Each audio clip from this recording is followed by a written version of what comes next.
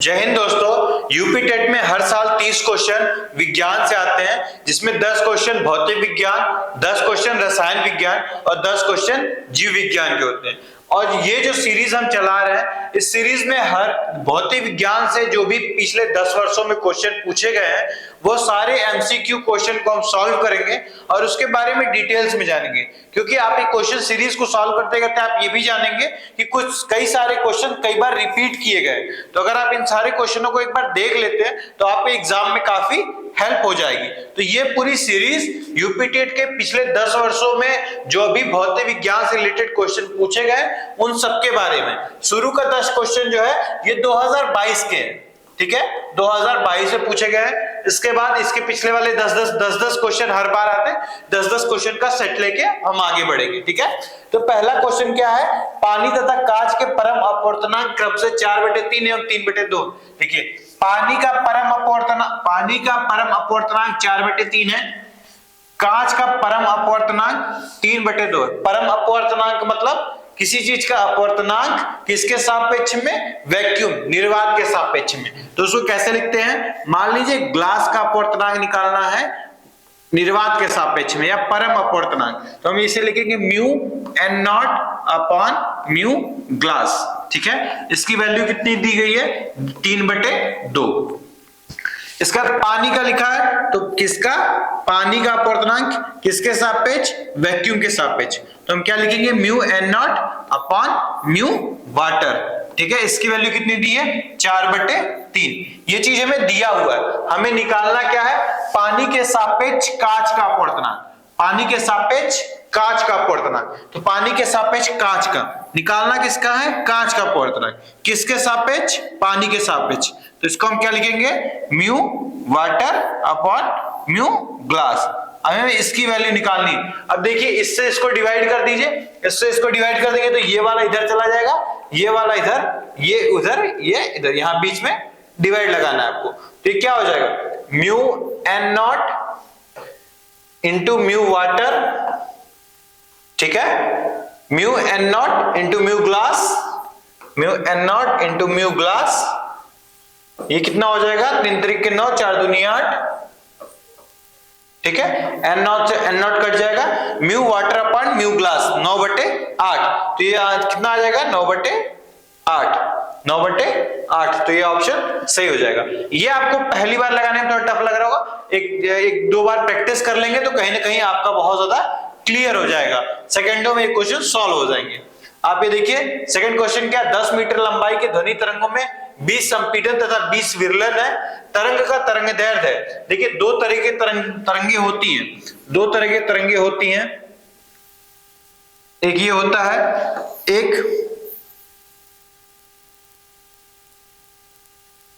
ठीक है, ऐसी तरंगे, ये तरंग के चलने की दिशा है, ये तरंग के चलने की दिशा है, ये तरंग के चलने की दिशा है।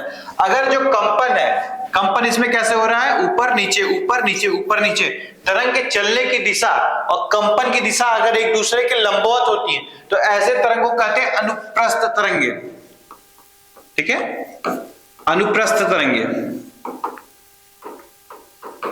ठीक है। अगर तरंग के चलने की दिशा और कंपन की दिशा एक होती है, तरंग चलने की दिशा कंपन की दिशा एक होती है, तो इसे कहते हैं अनुदैर्ध्य। अनुदैर्ध्य मतलब उसी कंपन में चल रहा है, अनुदैर्ध्य। और अनुप्रस्थ, तरंग चलने की दिशा के लंबवत चलता है तो उसे क्या कहते हैं, अनुप्रस्थ तरंगे। अब देखिए इसमें तरंग दैर्ध्य पूछा, तरंग दैर्ध्य किसे कहते हैं, एक कंपन में चली गई दूरी, एक कंपन में तरंग द्वारा तय की गई दूरी, तो ये क्या आता है, लैम्डा, ये आता है लैम्डा, इसे कहते हैं तरंग दैर्ध्य, ठीक है। 20 संपीड़न तथा 20 विरलन। संपीड़न किसे कहते हैं, जब जैसे आप स्प्रिंग खींचते हैं तो विरलन है, दूर दूर है। संपीड़न क्या होता है, जब स्प्रिंग छोड़ देते हैं तो पहले पास जाती है, तो उसे क्या होता है, संपीड़ित, फिर दूर आती है, विरलन, संपीड़न, विरलन। तो एक सेकंड में जितने संपीड़न या जितने विरलन होते हैं, एक सेकंड में जितने संपीड़न या जितने विरलन होते हैं उन्हीं को हम क्या कहते हैं, आवृत्ति, फ्रीक्वेंसी कहते हैं। तो अगर 20 किसी समय ध्वनि तरंगों में 20 संपीड़न और 20 विरलन है, मतलब एक सेकंड में 20 संपीड़न हो रहा है, 20 विरलन, मतलब फ्रीक्वेंसी कितनी है, 20। इसका कहने का मतलब है जो आवृत्ति है वो 20 है, फ्रीक्वेंसी कितनी है, 20 है। लंबाई कितनी है 10 मीटर, लेंथ कितनी है 10 मीटर। अगर मीटर को सेंटीमीटर में बदल लीजिए, क्योंकि यहाँ सारे आंसर किस में दिए हैं सेंटीमीटर में, इसको सेंटीमीटर में बदलेंगे तो 100 से मल्टीप्लाई कर देंगे तो कितना हो जाएगा 1000 सेंटीमीटर। आप अपने फार्मूला नहीं आते तब भी देखिए 1000 सेंटीमीटर लंबी है, 20 तो चिपके हुए, मतलब 20 बार संपीड़न हुआ, 20 बार विलयन हुआ, तो ये कितनी दूरी होगी, मतलब इतनी बार 20 है, फ्रीक्वेंसी इतनी बार है। या इसका एक सिंपल सा formula lambda is equal to होता है लेंथ अपॉन फ्रीक्वेंसी, इसको भी याद कर सकते हैं लेंथ अपॉन फ्रीक्वेंसी। तो लैम्डा की वैल्यू कितनी है, लैम्डा की वैल्यू निकालना है, तरंगदैर्घ्य पूछा, तरंगदैर्घ्य को लैम्डा से डिनोट करते हैं, तरंगदैर्घ्य को लैम्डा। अब तरंगदैर्घ्य की यूनिट क्या हो जाएगी, यहाँ पे तरंगदैर्घ्य की यूनिट हो जाएगी सेंटीमीटर, इसको भी याद कर लीजिएगा सेंटीमीटर मीटर, जो लंबाई की यूनिट होगी वही तरंगदैर्घ्य की यूनिट हो जाएगी, ठीक है। तो लंबाई की यूनिट कितनी है, लंबाई की यूनिट कितनी है 1000 सेंटीमीटर, संपीड़न या विरलन कितने 20, 0 से 0 कट जाएगा, ये कितना आ जाएगा 50 सेंटीमीटर, मतलब तरंगदैर्घ्य कितनी हो जाएगी 50 सेंटीमीटर, ठीक है। यहां तक समझ में आ रहा है। अगला क्वेश्चन देखिए, अगला क्वेश्चन देखिए, पृथ्वी का चुंबकीय ध्रुव पे नमन कोण होता है। देखिए चुंबकीय ध्रुव पे नमन कोण कहते किसे हैं, मान लीजिए ये हमारी पृथ्वी है, जैसे आपको यहां पे निकालना है कि यहां पे नमन कोण कितना है, तो एक नीडल लीजिए, चुंबकीय सुई लीजिए, उसको ऐसे रख दीजिए, फ्री फॉल करा दीजिए, ऊपर धागे से बांध के लटका दीजिए, वो क्षैतिज से जितना कोण बनाएगी, वो क्षैतिज से जितना कोण बनाएगी वही क्या होगा, वही होगा आपका नति कोण या नमन कोण। अब ये हमारी पृथ्वी है, ये हमारा नॉर्थ पोल है, ध्रुव तारा नॉर्थ पोल है ना, ये हमारा साउथ पोल है, साउथ पोल है। तो जब भी आप अपनी निडल चुंबकीय सुई रखेंगे तो हमेशा इसी दिशा में होगी, यहाँ पे इसी दिशा में होगी, यहाँ पे इस दिशा में होगी, यहाँ पे भी इसी दिशा में होगी, यहाँ पे भी इसी दिशा में होगी। लेकिन क्षैतिज से दूर कोण मारता है, यहाँ पे क्षैतिज ये होगा, यहाँ पे क्षैतिज ये होगा, यहाँ पे क्षैतिज ये होगा, यहाँ पे क्षैतिज ये होगा। क्षैतिज का मतलब टेंजेंट, स्पर्श रेखा, तो यहाँ पे क्षैतिज ये, क्षैतिज से इसका कोण 90 डिग्री। अगर पूछे विषुवत रेखा पे या भूमध्य रेखा पे, तो ये चुंबकीय सुई है, यही क्षैतिज है, तो यहाँ कितना 0 डिग्री, ठीक है। तो भूमध्य रेखा पे कितना होता है, भूमध्य रेखा पे कितना होता है, भूमध्य रेखा पे या विषुवत रेखा पे 0 डिग्री। लेकिन चुंबकीय ध्रुव पे यहाँ पे ये क्षैतिज, ये सुई 90 डिग्री, तो यहाँ पे किसमें चुंबकीय ध्रुव पे पूछा है तो 90 डिग्री हो जाएगा, ठीक है। अगला देखिए, खाना बनाने के बर्तन में अभ्रक का उपयोग होता है, क्योंकि जो अभ्रक बनाने में उपयोग होता है, आप इंडक्शन के बर्तन देखे होंगे, इंडक्शन बर्तन जो यूज होते हैं वो अभ्रक के बने होते हैं। वो क्या होते हैं, उष्मा के, उस खाना बनता है, हीट आती है लेकिन करंट नहीं मारता, मतलब इलेक्ट्रिसिटी नहीं होती है, विद्युत का कुचालक होगा, उष्मा का सुचालक होगा, क्योंकि खाना बनाने के लिए उष्मा तो चाहिए ही, हीट का सुचालक होता है, उष्मा का सुचालक होता है और विद्युत का कुचालक होता है, तो ये वाला ऑप्शन आपका सही हो जाएगा, ठीक है।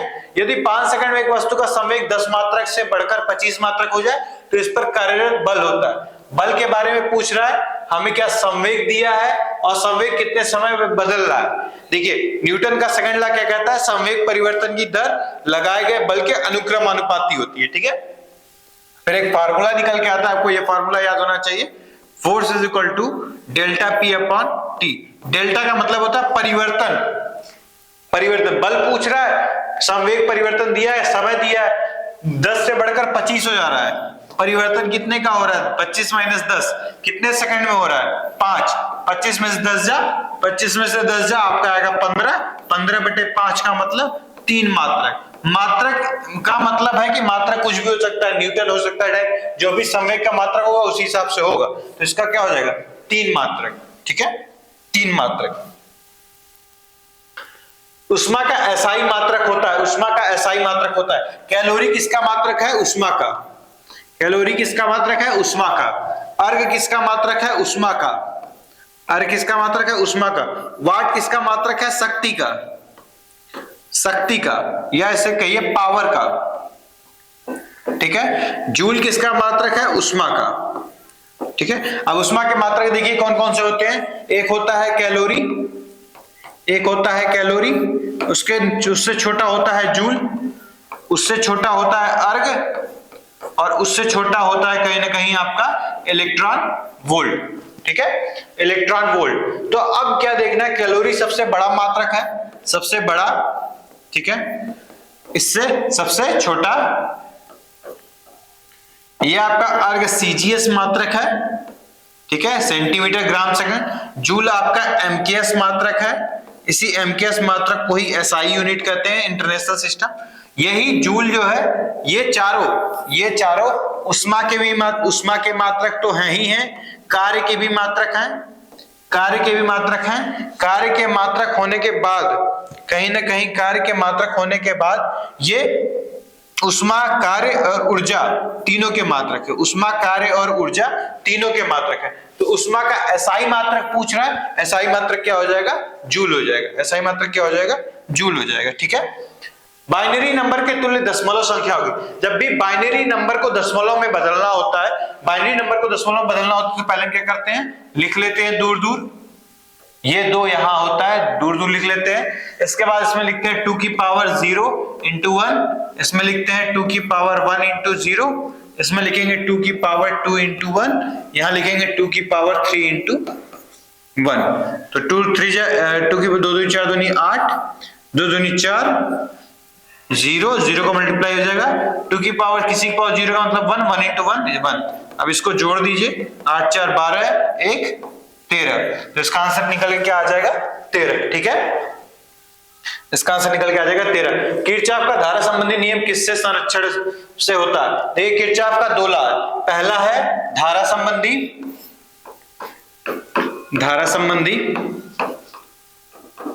इनका कहने का मतलब है धारा संबंधी नियम का, मान लीजिए कोई ज्वाइंट है, यहाँ पे जितनी करंट आ रही है, मान लीजिए यहाँ 2 एम्पियर आ रही है, यहाँ 3 एम्पियर आ रही है, विद्युत धारा का मात्रक एम्पियर, ठीक है, और यहाँ पे 1 एम्पियर जा रही है, तो आई 3 2 5 गई 1, तो यहां से कितनी जाएगी 4, मतलब आने वाली और जाने वाली संख्याओं का बीजगणितीय योग कितना होता है, 0 होता है। एक जगह पे जितने आवेश आएंगे, जितनी धाराएं आएंगी, जितनी करंट आएगी उतनी ही चली जाएगी, और करंट क्या होती है, आवेश प्रवाह की दर, मतलब जितने आवेश आएंगे उतने ही आवेश चले जाएंगे, मतलब ये किस पे आधारित है, आवेश के संरक्षण पे आधारित है, ठीक है। किरचॉफ का दूसरा क्या है कि किसी एक क्लोज सर्किट में, किसी एक बंद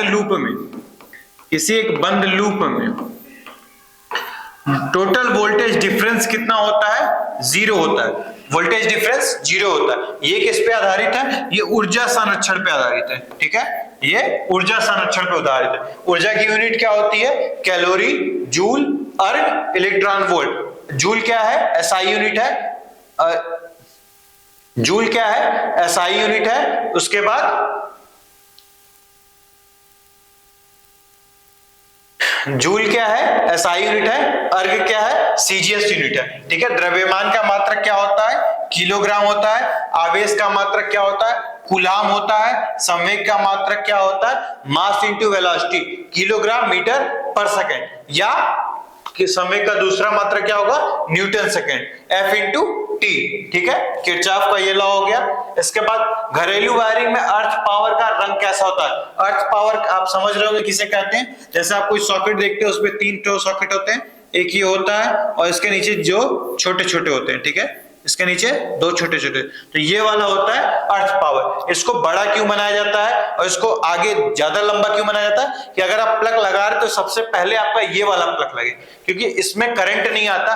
बट अगर बोर्ड में किसी और तरह की करंट आ रही होंगी तो आपका जो सिस्टम है, जो अप्लायंस आप लगा रहे हैं वो डैमेज ना हो, इसकी वजह से ये करंट को डायरेक्ट अंदर भेज देता है, ठीक है, ये अर्थ कर देता है, इसमें करंट आती नहीं है। जितने भी महंगे उपकरण आते हैं, महंगे अप्लायंस आते हैं, उसमें कहीं ना कहीं ये 3 प्लग सिस्टम दिया जाता है। 3 प्लग सिस्टम में ऊपर वाला सिस्टम के जो निडल होती है वो बड़ी होती है, क्योंकि जब भी आप प्लगिंग करेंगे तो पहले वो वाली प्लगिंग जाएगी, और वो प्लगिंग जाएगी तो अगर मान लीजिए उसमें कोई खराब, कहीं शॉर्ट सर्किट, कहीं से करंट आ रही है तो वो डायरेक्ट उसको अर्थ कर देगी, ठीक है।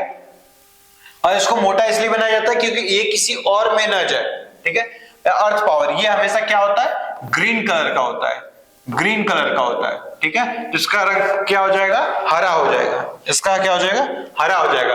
यदि पी एफ ए क्रमशः दाब बल एवं क्षेत्रफल को प्रदर्शित करते हैं, तो दाब क्या होता है, एक एकांक क्षेत्रफल पे लगा हुआ बल, लंबवत बल। अब दाब पहले देखिए, दाब क्या है, स्केलर क्वांटिटी है, मतलब अदिश राशि है। अदिश राशि है तो वेक्टर नहीं होगा, वेक्टर नहीं हो सकता, ठीक है, वेक्टर नहीं हो सकता। देखिए सब में यही दिया है, P is equal to F upon A. आपको बस वेक्टर का देखना है, वेक्टर का देखना है तो P पे वेक्टर लगेगा नहीं। F वेक्टर होता है, लेकिन ये इसमें F जो है सदिश राशि है, लेकिन इसमें वो F काउंट होता है जो लंबवत होता है। तो एक ही डायरेक्शन का फोर्स ही लेना, तो यहाँ भी इस पे F वेक्टर नहीं, तो कहीं वेक्टर नहीं लगाएंगे। तो इसका सही आंसर क्या हो जाएगा, P is equal to F upon A. ये 2022 के यूपी टेट में क्वेश्चन जो भौतिक विज्ञान से पूछे गए थे, जो सबसे टफ लगते हैं, उन क्वेश्चन की सीरीज थी। ये 2022 तक के थे। इसके बाद जो हम लाएंगे, इसके पिछले साल का जो क्वेश्चन पेपर है 10 क्वेश्चन, हम उसको आपसे सॉल्व करवाएंगे, ठीक है।